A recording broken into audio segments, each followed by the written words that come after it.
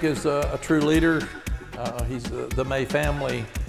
Mark, his dad, was a quarterback at Carolina and a graduate assistant for me. His brother played baseball on a national championship team at Florida. His other brother played basketball at Carolina, Luke. So that family, they've competed their whole lives, and that's who they are, and that's what he does. For a long time, the name Drake Maye came with an asterisk attached. The football world didn't deny the arm talent, the size, or the bloodlines, but the label followed him everywhere. Project quarterback. That tag stuck like glue coming out of college, even as tape kept screaming otherwise. At North Carolina Tar Heels, Maye wasn't supposed to be the guy. He wasn't the headline recruit. He wasn't the polished prodigy. He experienced his fair share of losing early on. If you're between the lines, no matter what we were playing, we'd make sure to let him know that you are the youngest and you need to wait your turn and you need to continue to work on your craft before you come and play against us. Yet once he touched the field, the narrative started cracking. Deep balls came out effortless. Tight window throws landed on time. Pocket movement looked natural, not rehearsed. Still, critics leaned heavy on buzzwords like raw, needs seasoning, and system dependent. As sources claim, scouts quietly admitted the tools were elite but didn't want to be the first to call it early. The irony was loud. While other quarterbacks got praised for upside with less production, Maye was producing and still being framed as unfinished. That tension fueled the story. By the time draft season heated up, highlight reels went viral, analytics backed the eye test, and yet the project label stayed alive. It wasn't about performance anymore. It was about comfort. The league prefers certainty over conviction, and Maye forced decision makers to pick a side. That pressure set the stage for everything that came next, because once he hit the league, the excuses evaporated fast. Draft night changed everything, but not quietly. When New England Patriots made the call, it wasn't just about grabbing a quarterback. It was about resetting an identity that had been drifting. You can tell he's a natural leader, and then when you watch him throw, which Eli and I get to do down there, Eli and I spend time with the college quarterbacks. I mean, his arm just jumps out at you, and then his athletic ability. So, and then the fact that he got to play so much as a rookie. And you see Drake, he's very accountable. You know, when things go well, you see him giving credit to his receivers and linemen. When things don't go well, you see him starting with himself, right? I mean, they had that kind of great comeback, through potentially a game-winning touchdown, didn't get the two-point conversion, and you heard him. That's all he talked about was the one that he didn't get, and so I like that. I like guys that are honest and aren't trying to hide from it. And he. The post-dynasty era had been messy, uncertain, and filled with half measures. Maye arrived with expectations, but also skepticism. The same voices calling him a project now warned about throwing him into chaos. As sources claim, internal evaluations told a different story. Coaches reportedly saw command in the huddle, calm under pressure, and an ability to absorb coaching at a rapid pace. Early practices backed that up. Throws had zip, reads came faster, mistakes got corrected immediately. The narrative didn't flip overnight, but cracks turned into fractures. Preseason flashes turned into weekly momentum. When the offense opened up, Maye didn't flinch. He attacked the middle of the field, trusted his arm, and showed mobility that never made the headlines in college. The project tag started sounding outdated.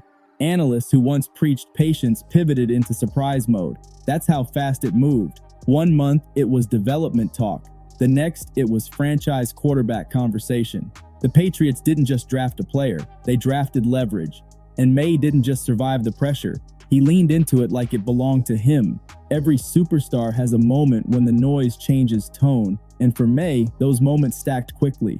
As sources claim, once defenses started disguising coverages and sending pressure, the real evaluation began. That's where the separation happened. Instead of panicking, Maye slid protections, used his legs to buy time, and punished blown assignments. Third and long stopped being a surrender down. Red zone efficiency climbed. Turnover-worthy plays dropped. The same analysts who questioned processing speed now praised anticipation. That shift wasn't accidental. Film showed Maye manipulating safeties with his eyes and throwing receivers open before breaks. That's not project behavior, that's quarterback behavior. Drake is a competitor. I think that's the biggest thing that I like about Drake. I don't think he's scared of anything. He's a very confident guy, a great leader, and he just balls. Teammates rallied around him because confidence was steady, not performative. As sources claim, leadership showed up between drives, not just after touchdowns. The locker room noticed. So did opponents. Defensive coordinators started game planning for him specifically instead of daring him to beat coverage. That respect comes fast or not at all in the NFL. Maye earned it fast. The conversation moved from can he handle it to how high is the ceiling. That's the moment labels die. Once that happened, the league had to recalibrate. What was once framed as risk started looking like restraint that held him back earlier. The wildest part of Maye's rise wasn't the throws, it was the backpedaling. Media narratives flipped in real time. Phrases like ahead of schedule and exceeding expectations popped up everywhere. That language mattered because it quietly admitted the evaluation was off. As sources claim, front offices took notice of how quickly perception changed once performance became undeniable. The same traits once labeled flaws became strengths overnight. Aggression turned into confidence. Improvisation became creativity. Size became durability. That's how the cycle works. Maye didn't change. The framing did. Endorsements followed. National broadcasts leaned into his story. Highlight packages stopped using potential and started using production. The project label faded into a punchline. That reset wasn't just personal, it was philosophical. It exposed how often quarterbacks get boxed in by expectations instead of evaluated by results.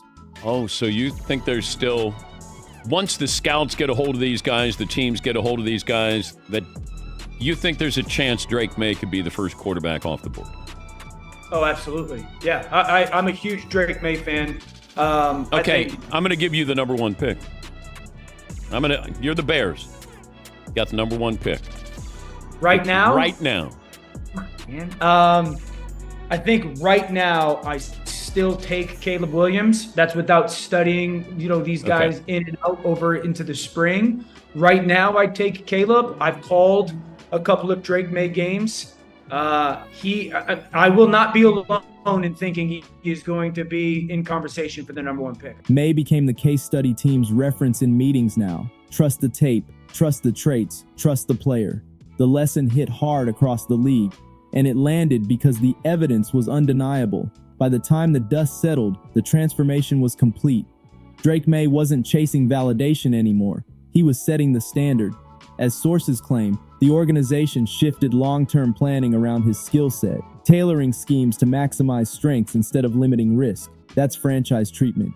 Teammates followed his lead. The offense moved with purpose. The city bought in. The league adjusted. That's how a project quarterback becomes an NFL superstar trajectory in real time. The story wasn't about patience. It was about belief catching up to reality. From overlooked to undeniable, Maye flipped the script with production, poise, and pressure-proof execution. The label died because the play killed it. That's the real rise. That's how narratives get buried in the NFL. Once the season momentum built, the project quarterback label didn't just weaken, it completely collapsed. Defensive coordinators stopped testing Drake Maye with simplified looks and started throwing the full NFL playbook at him. Disguised coverages, delayed blitzes, simulated pressures, late rotating safeties, all the tricks meant to rattle young quarterbacks showed up fast, and instead of shrinking, Drake Maye started cooking. As sources claim, film studies showed Maye diagnosing protections before the snap and adjusting routes at the line, something many veteran quarterbacks struggle to do consistently. His pocket discipline tightened. His footwork stayed calm under chaos. When the rush collapsed, he didn't bail early. He slid, reset, and fired darts. That's not developmental behavior. That's command. Opposing defenses quickly realized they couldn't sit in soft zones or dare him to throw outside the numbers. He punished hesitation instantly. Slants turned into chunk plays. Deep outs landed on time. Play action became lethal. The raw mechanics narrative faded as analysts were forced to admit his throwing motion stayed compact and repeatable, even under pressure. The same analysts who once preached patience began using phrases like advanced processing and NFL-ready vision. That flip wasn't subtle, it was loud. The truth was clear. Maye didn't need sheltering, he needed reps. And once he got them, the league saw exactly why front offices were split behind closed doors on draft night. This wasn't a quarterback learning on the job, this was a quarterback proving the job belonged to him. The moment a quarterback truly arrives isn't always on the stat sheet, it's in the locker room. As sources claim, the turning point came when veteran players started deferring to Maye without hesitation. Receivers trusted timing routes without extra communication.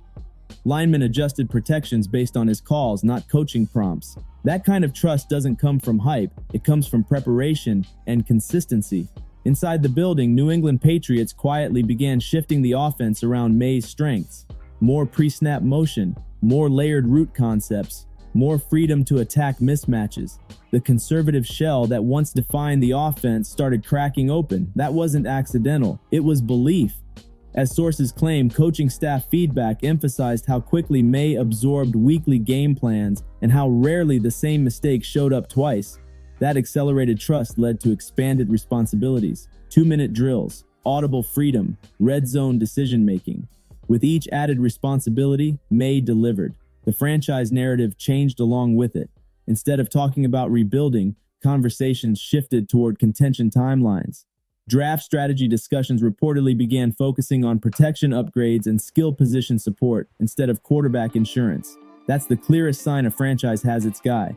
The shift was undeniable. Once the organization committed fully, the rest of the league followed suit. Power rankings moved, betting lines adjusted, broadcast crews started circling his matchups. The league doesn't wait long to crown legitimacy. Maye forced the coronation. By the time midseason analysis rolled around, the media tone had completely rewritten history.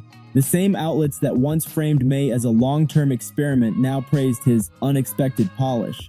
As sources claim, front office executives around the league quietly pointed to this situation as a lesson in evaluation bias.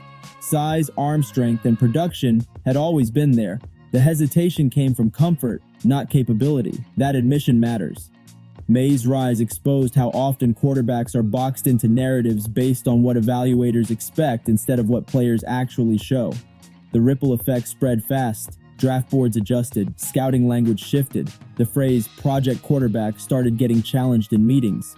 Maye became the reference point, the example used when arguing against overthinking obvious traits. From broadcast breakdowns to social media discourse, the conversation moved from surprise to inevitability. Highlights weren't framed as growth moments anymore. They were framed as dominance. That's the final stage of arrival. The league now sees Drake Maye as more than a success story. He's a warning shot.